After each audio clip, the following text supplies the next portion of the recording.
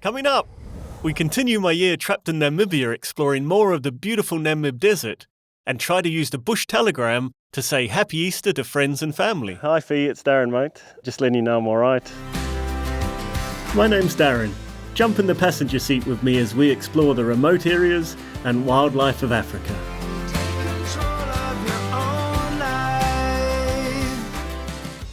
We pick up the story saying goodbye to the marker point of Green Drum, out in the middle of nowhere.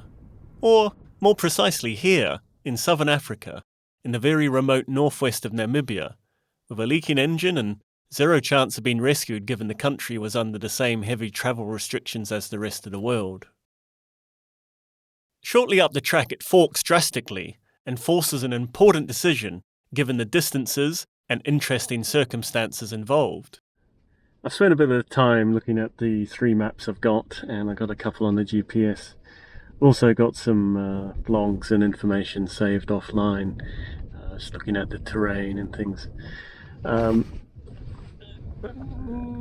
With the fuel situation, if I had endless fuel, I'd do sort of every route up and down and explore. There were 2 options: directly north and then back down again on a 150-kilometre loop in the very remote Hartmans Valley, or east to a series of other marker drums and the beautiful Marienfluss Valley with a handful of people and the hope of some diesel. Of course, I wanted to drive every route on the map, my wayward adventurous spirit ever pushing me on, but given the circumstances, I thought I'd have a crack at this compromise thing by heading east, and then partially up the Hartmans Valley on another route, to where it looked like a mountain pass might allow me over into the Marienfluss Valley. Hopefully the best of both worlds, but with less fuel use if the mountain pass proved drivable. As ever, there's only one way to find out. We do explore the route directly north in the later series, and it proves to be a very special place. Now, so yeah, across the orange drum, then blue drum, we'll head north, then we'll come back a bit and then cut through Marienfluss, something like that. Okay, let's give it a go. I have to use a handheld camera when I'm driving into the sun because putting the cameras on the dash or up top means they tend to overheat and just turn off, which is fair enough, I know the feeling. But yeah, rocky little road, but it's not too bad. This is the worst part here. Anyway, bumpy for a while.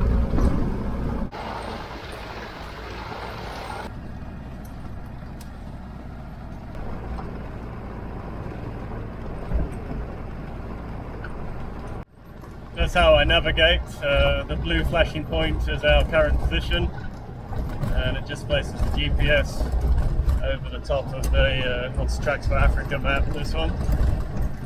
I've got 4 paper maps and 3 GPS maps, so it's always good to have a variety of information.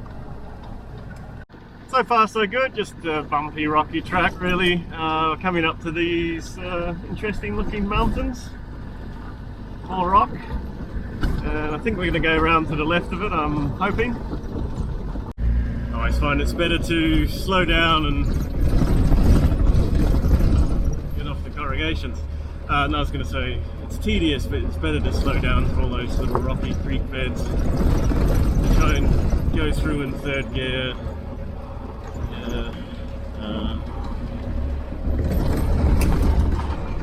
Slowly is usually the best way. I've got absolutely nowhere to go and probably quite a few months of down to still do it. Anyway, these mountains are very nice, I have to say.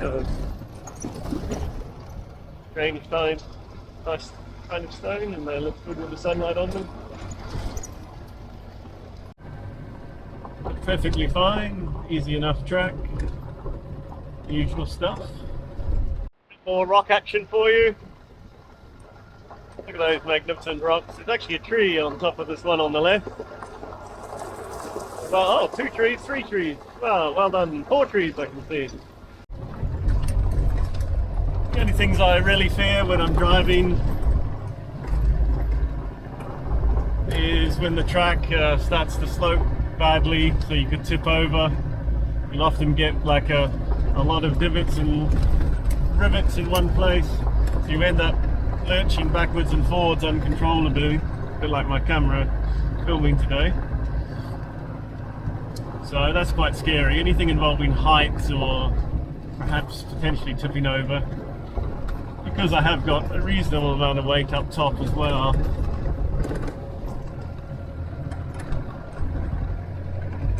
That does worry me. And then of course, you know, you've got rivers and bogs. I don't mind getting stuck in sand. That's usually just takes time and effort. It's usually not life-threatening.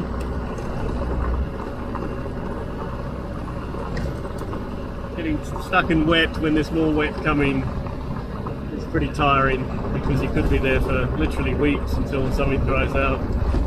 Or you could be blown away in the river.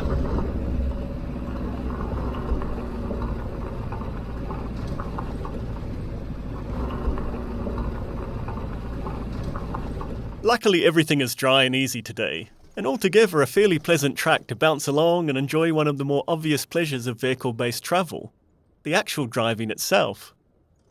I love the freedom of moving at your own pace, putting along daydreaming with so many little things tickling your sense of intrigue and making you feel alive, like you're really living today. Before long, another of the 4 coloured drums put out here in the huge open spaces to mark the track junctions became visible. The drums are usually worth a comfort stop, I think. Definitely physically, but perhaps also subconsciously. They give us some kind of emotional reference point. Something human for our survival instincts to attach to in an empty sea of nothing safe or familiar. A little hint that other humans have survived out here, so there is hope that maybe we can too.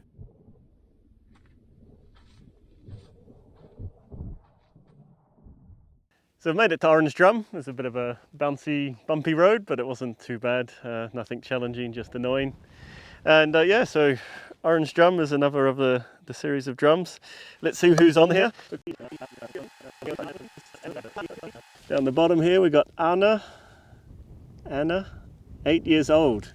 So Anna, I'm guessing you're a little bit old. I'm guessing you're a little bit older now.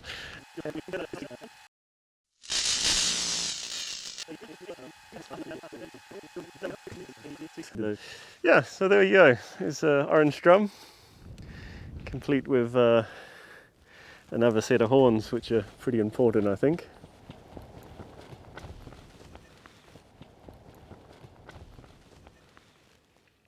Anyway, there you go. It's one of Namibia's highlights, another drum. Orange Drum. Well done. So this is also a route north. We won't be taking this one. It sort of pretty much joins up where the route from Green Drum meets. We might do those later. These various stones with mysterious names written on them tend to show the boundaries of the 80-plus community conservancies registered in Namibia. Most of the region we've been through so far belongs to one of them. From what I can gather, it helps give local people a say over how wildlife is used in their area. Some interesting links are in the video description. On these open desert plains, in the burning midday heat, it's not common to see much in the way of wildlife.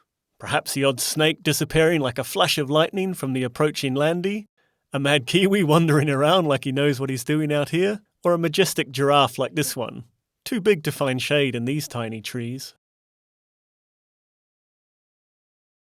I like giraffe a lot, as they're often my only companion during the middle of the day, and they're both graceful and humorously gangly at the same time.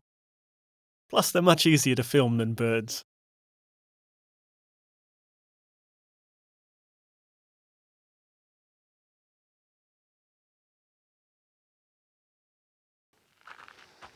Okay, let's keep going east to Blue Drum and make some phone calls.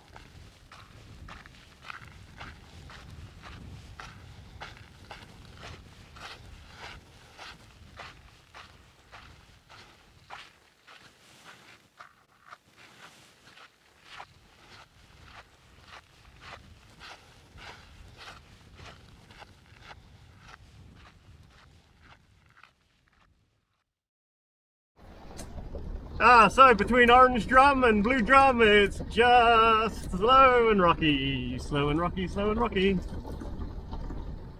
Not much I can do. Second gear, putt, putt, putt, putt, putt, putt, putt, putt, putt, putt, putt, putt, putt. On the plus side, some of the scenery is quite nice out there. Nice sand there. The side, I think they need to raise their game. It's a bit average. Nice clouds. You're doing well in the cloud department, guys, but rock-wise, pretty average, pretty poor rock, really. Need to take some lessons off these guys over there with their nice bright orange sand.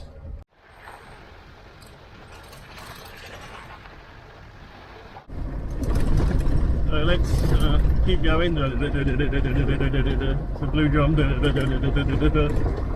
Then it's time for lunch, and if I remember, there's even a small tree for a minuscule bit of shade. Definitely been a bit of rain on this plateau at least. There's a bit of soft mud on the track. The water's all dried up, but the mud is still quite soft and wet. But, interesting, there's definitely been some rain here. The shrubs here all look pretty green. Bit of mud there. They must have known we were coming in advance to soften the track up for us. Okay, what's that I see there in the distance? See, I wasn't lying. There's a satellite dish and a phone. I do believe that's Blue Drum. Hello, Blue Drum. How are you?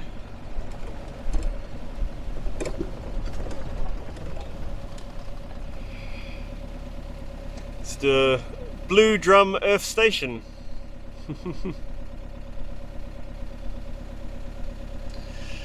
Right, first of all, we've got a date with that tree over here for a very good reason. This wasn't the first time I'd cleared dead branches out from under this tree. 10 years earlier, I'd used the same tree for a tiny bit of welcome shade on my 3-year drive around Africa. For some reason, it was one of my stronger memories of being out here on that journey. From a trip so full of different, interesting events, it's funny how some random little moments stick in your mind more than others. Perhaps this memory was inspired by the delicious French lunch I was served here all those years ago.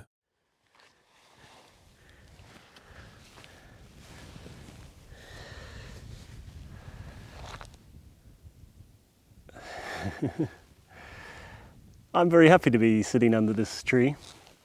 We're just next to Blue Drum here, and it was pretty much 10 years ago that I also had lunch under this tree. And I'm thinking quite a lot today about my friend Isa, who was with me on that day, because Isa's French and she's a nurse. And I realise that a lot of the health systems around the world are under a lot of stress and a lot of pressure at the moment. She's not a nurse that perhaps would be dealing with accident and emergencies and viruses and so forth, but she's still in the medical profession. We lost touch a few years ago. I'm not sure if she's in France or maybe moved to Australia. But it's been a day of reflection and thinking about her and hoping she's okay. And just, in general, the medical people who allow us to do things like this at fair risk of personal injury, and they're the ones that sort of pick up the pieces and patch us back together. And I'm not sure we ever... Well, I know most of the countries I live in, we don't reward these people very well in society. We take for granted that their good nature will always produce enough people willing to do the job. People have that caring, sort of kind nature. So anyway, I thought I'd just share that. And if you're out there, Isa, I hope you're doing okay. Eh? Take care. So as promised, at Blue Drum, we do have a satellite telephone. I'm not sure how reliable the connection is. All right, I'll try my Auntie Fee in New Zealand, eh?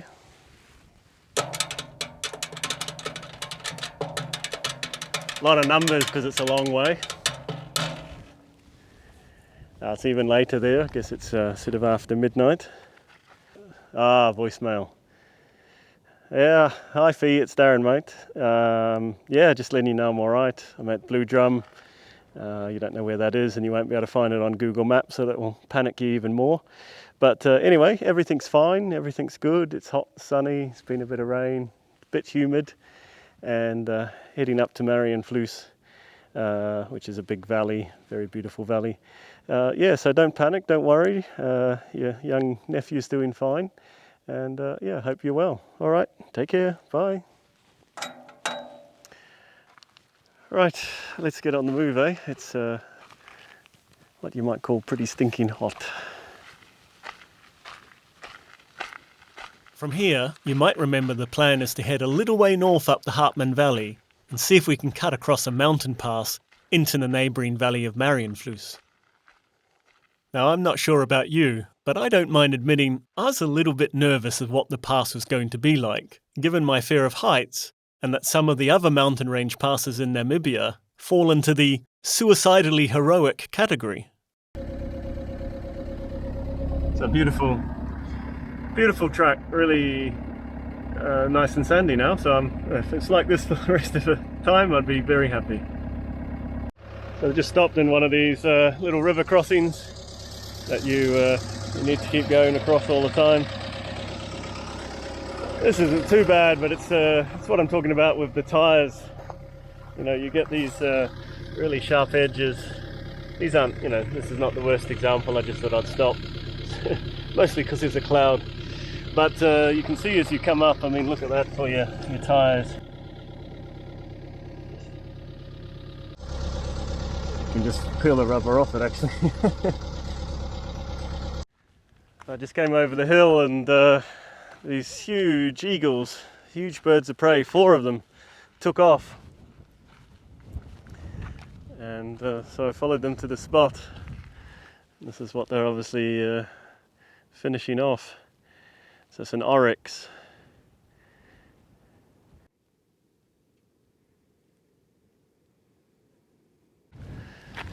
Still got a bit of blood and meat in there.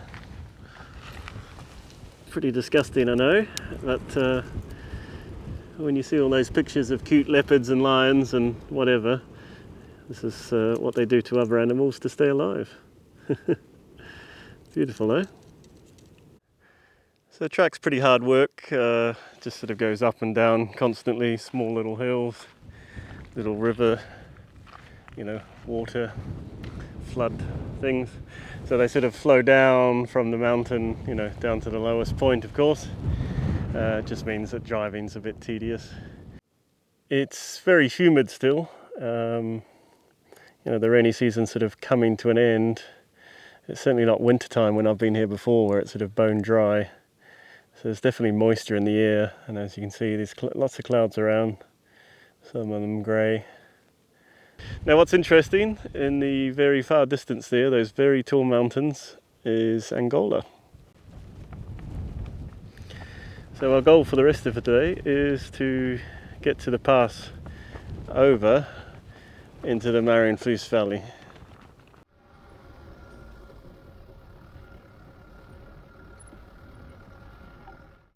Just walking over here, I've just sort of driven through this field of marble, essentially. Looks like some pretty big slabs here, so it looks like it was some sort of quarry beforehand. Now, if you'd like some big boulders of marble, you know where to get them.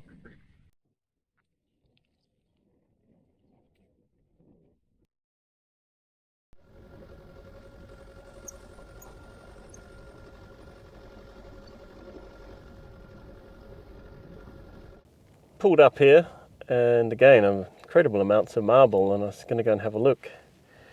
But the stink of death is in the air. It sounds like something else has been killed here. Apologise for the wind, there's not much I can do about that. Again, just incredible marble. I didn't realise it just sat out in the open like this. I thought it had to be sort of dug out of the earth. That's just a nice line down here. Wow. It's like a minefield of marble. Oh, beautiful though. Desire any marble? Namibia is a place for you, eh?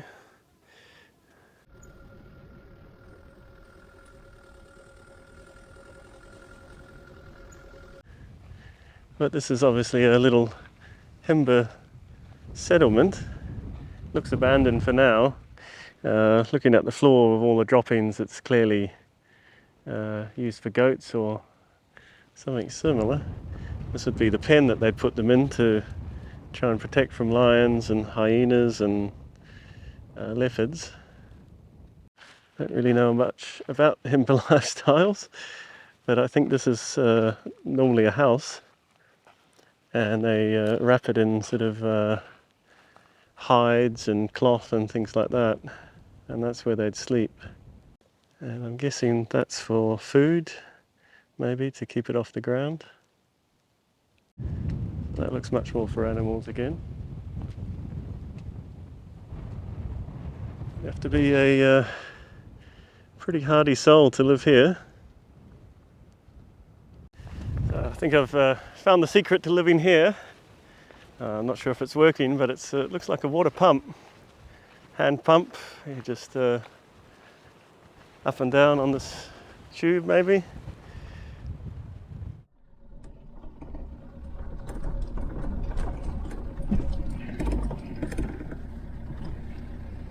Oh, it's hard to hold the camera and change gears. Oh, bit of a drop off down here, but we should be good.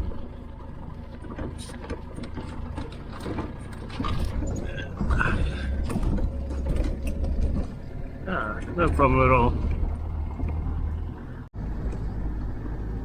This road's been interesting. We've had the marble, we've had the dead oryx, we've had the Himba household with nobody home to just have a quick look around. So I'm glad I've done it, and I now know what the sort of immediate neighbouring valley to Marienfluss looks like. Right, no, a good little drive. I'm just concerned about what the actual path is going to be like over to the Marienfluss village, so Marienfluss Valley, sorry. I'm desperately trying to drink some water. I'm a bit dehydrated. Well, that's the route we're supposed to take. I'm just going to stop, I think, and just walk up there and see what it looks like. That looks pretty bad. Shale rock and a big drop right here. Oh.